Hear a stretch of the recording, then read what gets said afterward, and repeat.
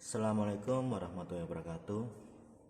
Di kesempatan kali ini saya akan menjelaskan materi tentang mikroprosesor. Lebih tepatnya kita pelajari tentang sejarah mikroprosesor. Oke. Dimana nanti kalian harus paham yang namanya arsitektur, blok diagram, dan kegunaan mikroprosesor itu sendiri. Oke. Pertama, saya menjelaskan tentang sejarah mikroprosesor ya. Oke. Jadi, mikroprosesor itu sebenarnya adalah IC atau chip ya. Di situ kita cuma memahami tentang satu IC. Dan dia masih membutuhkan komponen-komponen yang lainnya supaya bisa dipakai atau digunakan. Contohnya, di sini dia dijelaskan seperti yang kamu lihat di tabel, mempunyai clock speed, data weight, MIPS dan sebagainya. Mikroprosesor juga bisa dibilang CPU atau Central Processing Unit ya. Jadi kalau garis besarnya dia adalah otak atau program yang kita buat itu ditaruh di situ untuk menjalankan sebuah sistem, maka kita harus bisa menyimpannya ke dalam suatu komponen, yaitu yang kita bahas itu adalah ini, dasarnya adalah mikroprosesor. Dan dia juga mempunyai kecepatan bisa dibilang mili detik dan sebagainya. Oke. Jadi mikroprosesor itu sebenarnya adalah awal dari komputer yang kita pakai ya. Di sini dijelaskan sampai sekarang kita itu menggunakan komputer yang sudah Pentiumnya sangat tinggi, di atas Pentium 3, Pentium 4, ada yang dual core, core to duo, sekarang ke core i3. Itu adalah semuanya pengembangan dari mikroprosesor. Perbedaannya kamu bisa lihat di sejarah ini. Mulai dari awal sampai ke Pentium 3 itu dia lebih banyak menyimpan program yang lebih. Semakin besar Pentiumnya, semakin besar dia bisa menyimpan program. Bisa dicontohkan di awal 80 nama prosesornya di tahun 74.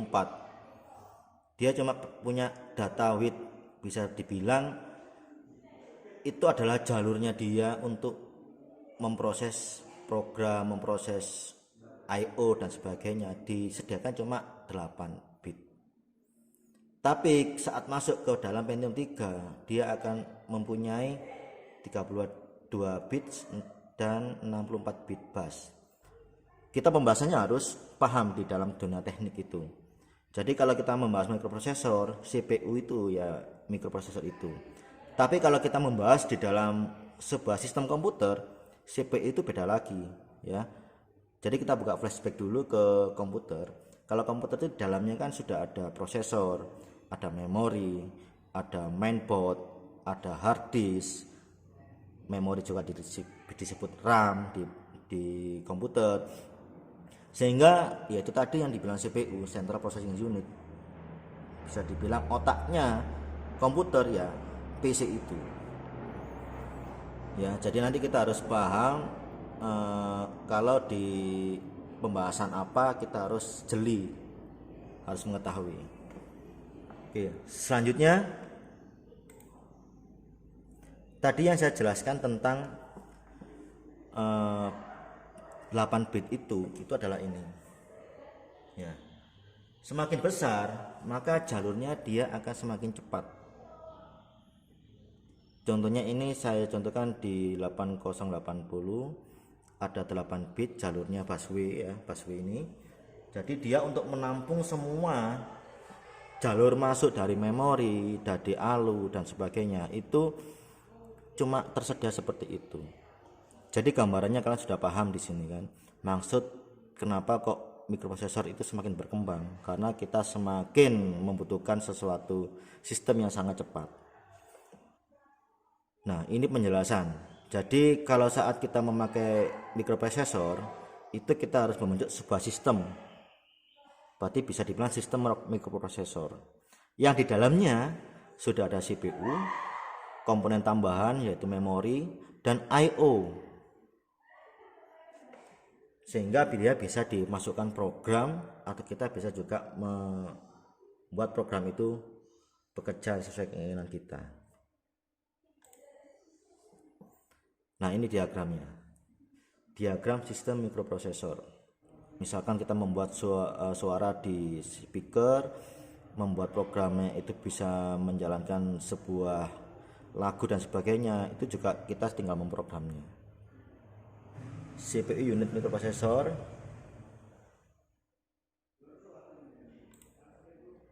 unit memori terdiri dari RAM sama ROM, dimana ROM itu untuk menyimpan, RAM itu untuk proses saat dia mengaktifkan fungsi-fungsi di mikro. Jadi saat program dijalankan di sebuah sistem, dia akan dikelola di RAM. Sementara untuk mengambil data yang kita buat itu kita simpan di ROM. Ya seperti ini ya, unit I/O. Yang tidak boleh kalian lupakan, clock dalam sistem mikroprosesor. Tanpa ada clock, maka mikroprosesor itu tidak bisa bekerja meskipun sistemnya sudah lengkap misalkan. Jadi memang butuh clocking yang dibuat dari osilator. Misalnya kita kalau di mikro menggunakan kristal. Nah, ini seperti ini contohnya peralatan input nanti yang kita pakai dan outputnya. Sekarang kita jelaskan tentang bus. Data bus, sejumlah saluran di mana terjadi transfer data antara CPU, unit memori, dan unit I/O. Jadi data bus ini fungsinya dia lebih ditekankan untuk I/O, menyambungkan I/O. Ya. Sehingga antar unit seperti kita dari CPU mau mentransfer ke memori, dari I/O mau dimasukkan ke CPU dan sebagainya, itu membutuhkan namanya jalur bus atau data bus. Bus alamat, ya bus alamat itu untuk lebih menekankan di dalam mikroprosesor itu ada alamat-alamat per unit supaya unit itu bisa dipakai. Maka bus alamat itulah yang diperlukan, bukan bus data bus, tapi bus alamat. Dan tadi bus data. Yang terakhir adalah control bus. Nah, ini control bus ini adalah yang mengatur semuanya. Di dalam dasar mikroprosesor ini kalian nanti awal dari sebuah sistem-sistem yang lainnya seperti microcontroller. Jadi di sini bedanya cuman lebih ke simple kalau di microcontroller. Nah, selanjutnya tugas yang kemarin kita membahas tentang arsitektur, ya seperti ini gambarnya, dan juga tentang blok diagram. Oke, arsitektur itu ya kita menggambar yang ada dalam mikroprosesor. Jadi di dalam satu IC mikroprosesor, contohnya ini ada garis putus-putus. Ini adalah komponen luar dari mikroprosesor. Jadi kalau kita membahas arsitektur, itu adalah kita membahas apa aja yang ada di dalam mikroprosesor. Di dalamnya ada ALU, ada register A, ada register B, dan sebagainya. Nah, seperti itu. Dan untuk blok diagram itu lebih menjelaskan sistemnya. Sudah membuat mikroprosesor ini bekerja. Ada clock, ada MPU, ya, ada ROM, RAM, ya, PIO. PIO itu adalah input output. Ada 3 bus yang kita pelajari tadi, bus data, bus alamat, bus kendali. Itu kamu harus paham. Ini nanti bisa kamu pause, kamu lihat, kamu baca. Oke, untuk selanjutnya, ini adalah contoh saat kita memprogram mikroprosesor. Ya, tampilan yang kamu lihat di video ini, ya, itu adalah sebuah sistem yang sudah penuh. Memori, ada mikroprosesor dan sebagainya. Ini untuk memprogram mikroprosesor Zilog. Ya. Oke, bahasa pemrograman nanti yang akan kamu pelajari adalah kode-kode seperti ini. Saya perlihatkan lebih jelas kodenya. Nah, seperti itu. Bahasa pemrograman di dalam mikroprosesor, ya. Ada call, hex, ada inc, increment, ada ld load dan sebagainya. Tapi di dalam mikroprosesor itu semuanya dikonversikan semuanya ke kode. Ke kode seperti waktu kita memasukkan di sini, ini kode ini yang kita masukkan. Oke, saya coba ini yang di awal. Yang dimasukkan di sini bukan kode 18 14 seperti itu, tapi kode-kode seperti C601 27 7A CE00. Itu bisa kamu pahami saat kamu belajar tentang bilangan biner. Bilangan biner di mana bilangan itu terdiri ada 1 dan 0. Kenapa di situ ada C, ada contohnya 7F, ada 7B dan sebagainya? Itu adalah bilangan biner yang sudah dikonversikan ke bilangan heksa. Di mana bilangan heksa itu 0 sampai 9, A sampai F. Dimulai dari 0, 1, 2, 3, 4, 5, 6, 7, 8, 9. 10-nya itu adalah A, 11B, dan seterusnya. C itu berarti mewakili 12, D 13, E 14, F 15. Ya, cara mengkonversikannya itu ada cara cepat untuk merubah biner ke heksa. Akan saya contohkan setelah ini. Disinilah nanti cara merubah bilangan biner ke heksa. Jadi setiap bilangan biner itu kita batasi ada 4 angka. Kalau ada 8 berarti kita pakai dipisah menjadi 4 kotak seperti ini. Kalau cuma binernya ada 6 bilangan biner, jadi kita cuma pakai yang di sini 2 kotak, yang ini nggak dipakai.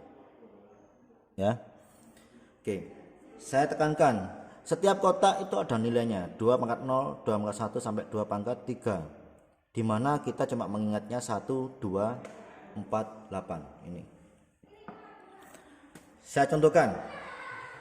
Saat ini saya kasih nilai 1, ini 0, ini 0, ini 1, maka di sini nilainya adalah 1 ditambah 8, 9.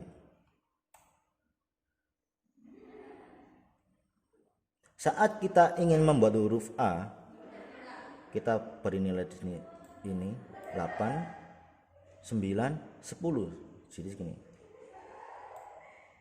Oke. Nah, jadi ini adalah 8 ditambah 2. Nilainya 10. 10 itu di dalam biner, di dalam heksa itu tidak ada, diganti dengan huruf A.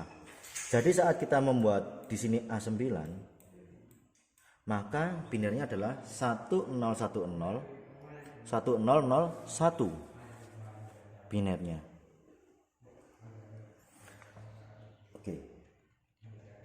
Terus saat kita isi di sini 1 1 1 1, ini nilainya akan menjadi F, nilai paling tinggi, paling di bilangan Hexa adalah nilai paling atas ya, paling tinggi.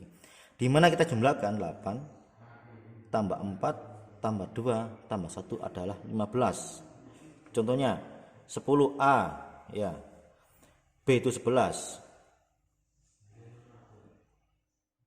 C 12, D 13, E 14, F 15. Jadi nilai maksimal 1111 itu adalah F. Nah, nanti kalian tinggal mempelajari ini. Jadi saat ada tugas, misalkan di sini ada tugas, kamu disuruh membuat nilai 0 1 1 0 0 1 1. Ini kamu harus bisa membuat berapa nilainya. Ambil aja 4 nilai di belakang, kamu kasih garis. Berapa nilai di sini? Nilai di sini adalah 8 tambah 2 tambah 1. Berapa? 11. 11 itu dikategorikan dengan B. Ini nilainya berapa? Kembali lagi ke sini. 1 B. Seandainya di sini ada soal lagi, misalkan 1 0 1 0 1 1 1. Nah, ini juga sama. Kamu ambil 4 di belakangnya. Ini berapa nilainya? 4 tambah 2 tambah 1. 4 5 6 7 7. Ini berapa nilainya? Ini nilainya 4 tambah 1 5. Jadi kode biner 10101111 itu heksanya adalah 57 heksa. Seperti itu caranya. Jadi nanti kalian di dalam mikroprosesor itu mengenal istilah bilangan biner dan bilangan heksa. Tergantung kalian mau menggunakan mana, itu boleh semuanya. Boleh pakai biner ya biner aja. Kalau heksa ya heksa aja. Kalau saya lebih praktisnya, saya akan memilih ke heksa karena kita sudah hafal rumus 1 2 4 8. Ini 1 2 4 8. Seperti itu. Jadi untuk mengatasi masalah biner yang di atas menjadi heksa, itu ada cara yang paling cepat seperti itu. Oke, tambahan untuk kalian tentang ROM sama RAM ya, supaya lebih jelas. Jadi fungsi ROM dan RAM itu, kenapa kok kita waktu memprogram itu yang dipakai RAM? Apakah RAM? Kenapa tidak ROM gitu kan? Ada yang juga bingung masalah seperti itu.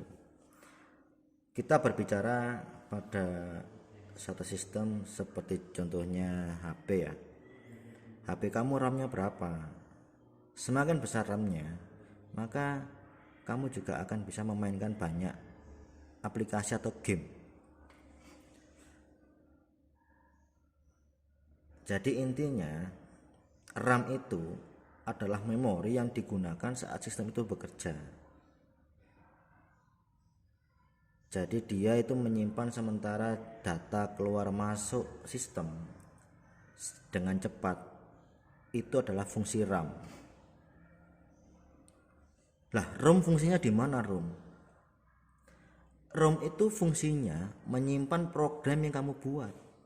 Kalau RAM kan cuma dia dipakai saat program bekerja, saat sistem bekerja. Inputan sistemnya, data sistemnya itu diproses di RAM. Kalau ROM itu cuma untuk menyimpan sebenarnya, menyimpan data. Contohnya ROM itu ada banyak sekali. Di sini contohkan ada MASROM, PROM, EPROM dan EEPROM. Di MASROM ini cuma bisa dibuat oleh pabrik ya. Jadi kita tidak bisa berbuat apa-apa. Jadi istilahnya sudah bawaan dari pabrik, itu MASROM. Terus ada PROM, Programmable Read Only Memory. Ini kita cuma bisa memakai satu kali pemrograman. maka selamanya data itu akan disimpan di PROM, tidak bisa dihapus, dan jika kita tidak bisa ngapa-ngapain. Kalau sekali kita salah mengupload program, ya sudah, IC-nya dibuang. Itu kalau PROM. Ada lagi EPROM. EPROM ini bisa dihapus datanya, tapi dengan catatan menggunakan sinar ultraviolet. Jadi di IC-nya itu ada seperti tengah-tengahnya ada kaca. Jadi saat kita ingin menghapusnya, kita harus memberikan sinar ultraviolet di kaca itu sehingga datanya bisa terhapus. Di dalam mikroprosesor itu kita bisa menghapus dan merubah lagi data kita karena jenisnya itu adalah EEPROM, Electrical Erasable Programmable Read Only Memory. Jadi jangan salah sangka ya nanti ya. Kamu ditanya orang, Pak, nyimpen data sebenarnya di mana sih Pak? Ya nyimpen data di ROM. Cuman ROM itu jenisnya banyak. Kamu harus paham. Contohnya hard disk. Hard disk bisa dibilang ROM, tapi yang apa? Electrical erasable, seperti itu. Jangan sampai kalian bingung masalah RAM sama ROM. Ya, jadi seperti itu. Contohnya di HP itu tidak ada yang namanya ROM, tapi ada namanya eksternal memori gitu loh. Tapi kamu kalau beli HP juga harus tahu RAM-nya semakin besar juga semakin bagus HP kamu dapat menyimpan semua program, sahabatnya aplikasi dan sebagainya. Kalau RAM-nya sudah tidak terpenuhi, ya sudah, kita tidak bisa menambah aplikasi karena RAM sifatnya menyimpan, memproses sebuah data saat program itu berjalan. Semakin besar RAM-nya, semakin banyak kita bisa memainkan layar di HP sampai tidak dibuang aja, tetap berjalan. Misalnya kita buka WhatsApp, buka Facebook, buka game sampai 5, itu tidak ada masalah selama RAM-nya besar. Tapi kalau RAM-nya kecil, maka akan membuat HP kamu lemot, seperti itu ya. Jadi itu tambahan penjelasan RAM dan ROM.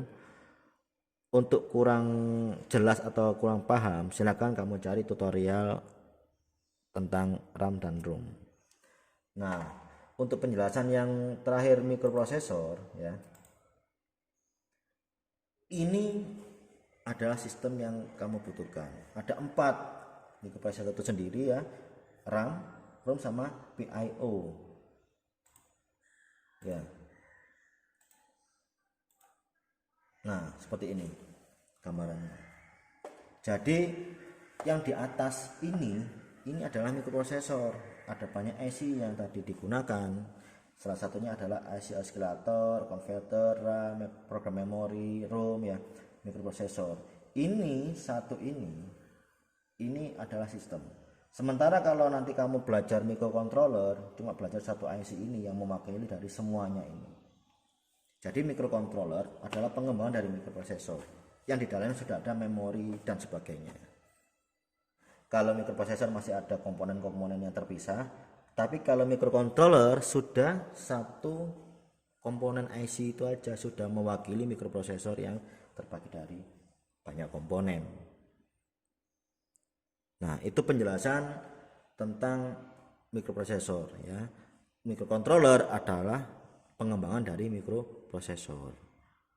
Oke, itu aja yang bisa saya sampaikan untuk sejarah mikroprosesor. Untuk selanjutnya kalian bisa mencari contoh program mikroprosesor di tutorial-tutorial yang lain. Oke. Assalamualaikum warahmatullahi wabarakatuh. Sampai jumpa kembali.